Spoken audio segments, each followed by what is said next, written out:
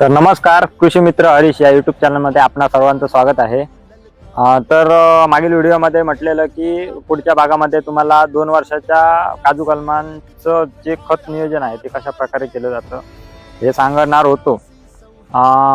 ते आता सांगतोय मी, परंतु पहिल्यांदा आपण जे रासायनिकतेकडे वाटचाल करत चाललोय, दरवर्षी आपण जी रासायनिक खतं काजू कलमांच्या मुळाशी आपण वापरतोय, त्यामुळे काय होतंय की काजू कलमांच्या मुळाशी हीट जास्त तयार होते आणि हीट झाल्यामुळे आपलं जर्मिनेशन खूप होतं, म्हणजे काजूचा मोहर भरपूर येतो आणि त्याच्यामध्ये मोहर आल्यामुळे फळधारणा पण तशाच प्रमाणात होते आणि फळधारणा भरपूर झाल्यामुळे त्या झाडाच्या आकारमानाच्या मानाने किंवा त्याच्या शाकाराच्या मानाने त्याच्यावरती ताण खूप येतो। कारण फळधारणा झाल्यानंतर ते फळ परिपक्व करेपर्यंत त्या झाडावरती भरपूर ताण येतो आणि त्या ताणामुळे आपले झाड हे कमकुवत होतं।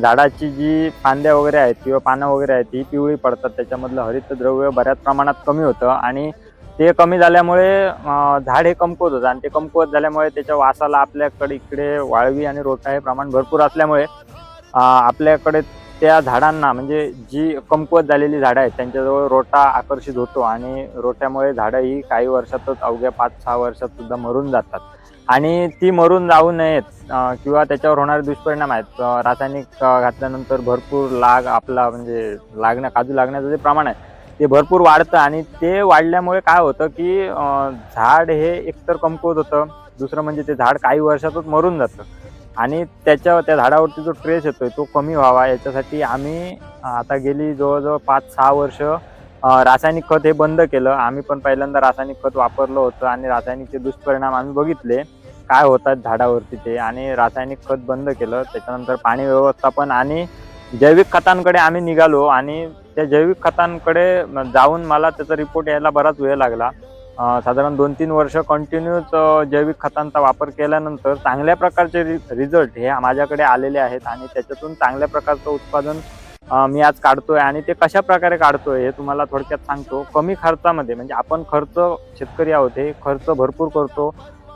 खर्च म्हणजे प्रमाणाच्या बाहेर, जिथे तुम्ही जाल त्या ठिकाणी आपल्याला कीटकनाशक म्हणा, बुरशीनाशक पावडर म्हणा किंवा इतर जे खर्च आहेत हे आणि रासायनिक खतांचे खर्च हे आपण बऱ्याच प्रमाणात वाढवून बसलेलो आहोत। म्हणजे आपल्या उत्पादनापेक्षा आपले खर्च हे भरपूर होतात आणि उत्पादनापेक्षा खर्च जास्त झाल्यानंतर आपण साहजिकच लॉसमध्ये जाणार आणि ते लॉसमध्ये जाऊ नये, आपला उत्पादन खर्च हा कमी करून नैसर्गिकरित्या झाडाची वाढ करून नैसर्गिकरित्या त्याला मोहर आणून नैसर्गिकरित्या जे उत्पादन चांगल्या क्वालिटीचं आपण पिकवलं पाहिजे, तर त्याला उद्या भविष्यात सुद्धा आपल्याकडे ऑर्गॅनिकला चांगली मागणी असणार आहे। कारण आपल्याकडे आता सध्या रासायनिक सोडता काहीही आपल्याला असं ऑर्गॅनिक म्हणजे नॅचरल पद्धतीचं काही भेटत नाही आणि नॅचरलसाठी भविष्यात मागणी चांगली आहे आणि नॅचरल म्हणजे जैविक खतांपासून किंवा जैविक फवारण्यांपासून काय होतं पुढे आणि त्याच्यामधून कशा प्रकारे उत्पन्न होतं हे पुढच्या व्हिडिओमध्ये मी तुम्हाला सांगेन। तुर्तास मी तुम्हाला सध्या खत घालायचं सीझन चालू आहे आणि त्या सीझनसाठी म्हणून सांगतोय की रासायनिक खताकडे शक्यतो जाऊ नका, शक्यतो म्हणजे जाऊच नका। कारण रासायनिक खतामुळे भरपूर दुष्परिणाम होतात आणि त्यामध्ये आपल्याला थोड्या दिवसापुरतं उत्पादन हे येतं आणि त्याच्यानंतर आपलं झाड हे वाट लागून जाते। कमीत कमी 10 ते 15 वर्षाची झाडं झाल्यानंतर जे उत्पादन आपण जर ते झाड व्यवस्थित राखलं तर त्याच्यामधून उत्पादन हे आजच्या 5-6 वर्षाच्या कलमांचं जे उत्पादन घेत आहे त्याच्या कितीतरी पट वाढतं, ह्याचा अनुभव मी घेतला आहे। चला तर आपण आपल्या विषयाकडे येऊया। तर मी वापरतो हे निर्मल बायोसिटीच्या कंपनीनं तयार केलेलं बायोपॉवर बायोस्टिम्युलंट आहे। हे खत म्हणतात याला, म्हणजे आम्ही आमच्या भाषेत खत म्हणतो, परंतु हे खत नाही तर एक टॉनिक आहे आणि हे काम कसं करतं की झाडाची जी अन्नद्रव्य शोषणारी मुळं आहेत, सफेद मुळी आहेत, त्या सफेद मुळींची वाढ करतं। आता या ठिकाणी बघा, तुम्हाला दाखवतो मी, या ठिकाणी ही झाडं बघितली ना, तर आता ही पावसाच्या अगोदरपासून जवळजवळ यांना पालवी यायला सुरुवात झालेली आहे। आता ही पालवी तर आता पाऊस पडल्यानंतर आलेली नाही आहे, ही बघा या ठिकाणी बघू शकता। ही जी पालवी आहे ही जवळ मे महिन्यात यायला सुरू झालेली आणि हे मे महिन्यापासून पालवी येते। बऱ्याच ठिकाणी झाडं बघितली तर रासायनिक खताच्या वापरामुळे झाड धरून झाल्यानंतर, म्हणजे ऐन आपल्याकडे मे महिना आणि एप्रिल म्हणजे मार्चपर्यंत आपल्या काजूया संपतातच, राहिल्याच तर एप्रिल एंडिंगपर्यंत राहतात। परंतु त्याच्यानंतर काजू धरून लागून झाल्यानंतर आपल्याला पूर्ण आपल्याला हा मे महिना म्हणजे उष्णतेचाच 2 महिने आपल्याला भेटतात आणि त्या उष्णतेच्या दिवसात झाडांची भरपूर वाढ लागते. पण या ठिकाणी माझ्या बागा बघू शकता तुम्ही, कुठच्याही प्रकारचं नुकसान झालेलं याच्यामध्ये नाही आहे किंवा अशी पिवळी पडलेली नाही आहे. सगळी अशी काळी जर्द ही पानं आहेत.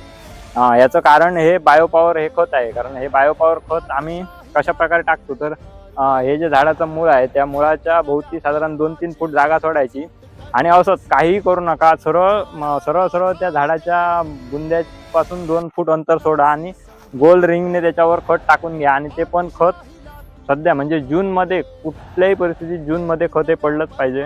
साधारण भरपूर पाऊस होऊन गेल्यानंतर जूनमध्ये खत टाका. त्या खतामुळे काय होतं तर ते एक टॉनिक सारखं काम करतं की या झाडांची जी सफेद मुळं आहेत ही वाढवण्याचं काम ते करतं आणि त्याच्यामुळे अन्नद्रव्य शोषण्याची झाडाची क्षमता वाढते. ही ऐन मे महिन्यात सुद्धा ही झाडं पिवळी पडत नाहीत, म्हणजे त्याच्यामधल्या हरितद्रव्यांची संख्या कमी होत नाही. मी कुठच्याही कंपनीची ॲडव्हर्टाईज करायला आलेलो नाही. मी जो अनुभव घेतलाय तो सांगतोय. ते आता कंपनीला पण आम्ही चौकशी करून बघितली की त्या खतामध्ये काय इन्ग्रेडियंट्स वापरतात किंवा काय, तर ती कंपनी आपल्याला सांगत नाही किंवा त्या पॅकेटवरती पण काय इन्ग्रेडियंट्स आहेत त्या ह्याच्यामध्ये खतामध्ये, टॉनिकमध्ये, हे कंपनी आपल्याला दाखवत नाही. आपल्याला दाखवत नाही. आम्ही काय ठरवलं की ठीक आहे, इन्ग्रेडियंट्स त्यांनी नाही जाहीर केले, म्हणजे जाहीर करत नाही आहेत, तर जाहीर जरी नाही केले तरी पण आपल्याला आलेले रिझल्ट हे 5-6 वर्षात खूप छान रिझल्ट आले. त्याच्यामधून काजू उत्पादन आहे हे चांगल्या प्रमाणात, चांगल्या प्रकारे आणि चांगल्या क्वालिटीचं, उत्तम दर्जाचं उत्पादन हे निघत आहे. त्याच्यामधून चांगला फायदा होतो. आणि दुसरं म्हणजे काय होतं की रासायनिक खताच्या तुलनेत हे खत आपल्याला वापरण्यासाठी चांगलं आहे. कारण याच्यामधून काय होतं आहे की हे साधारण किलो 90 रुपये किलो आहे. पण 90 रुपये जरी किलो असलं ना तरी एक अर्धा किलो आपल्याला एका 5-6 वर्षाच्या झाडाला अर्धा किलो घालायला काही हरकत नाही. कारण हे साधारणपणे एका झाडाला 45 रुपये खर्च म्हणायला हरकत नाही. हे रासायनिक खताच्या तुलनेत खूप पटीने कमी आहे. कारण रासायनिकचा खर्च जर ह्याच्यामध्ये हिसाब घातला तर रासायनिकचा खर्च आपल्याकडे खूप होतो. एक 4 किलो 3 किलो खत हे 5-6 वर्षांच्या झाडाला घालावं लागतं आणि रासायनिक खत हे साधारण 28 रुपये 29 रुपये म्हणजे 30 रुपयापर्यंत ॲव्हरेज त्याचा रेट असतो. 2-3 किलोचे किती होतात हे तुम्हीच बघा. त्यामुळे हे रासायनिकच्या तुलनेत हे टॉनिक वापरायला पण चांगलं आहे. आणि दुसरं म्हणजे हे ग्रॅन्युअल्समध्ये येतं, आपल्याला फक्त टाकायचाच खर्च आहे, आपल्याला कोणत्याही प्रकारची रिंग मारायची नाही. मी मागच्या व्हिडिओमध्ये सांगितलं आहे कशासाठी रिंग मारू नये किंवा काय, हे मागचे व्हिडिओ बघू शकता तुम्ही.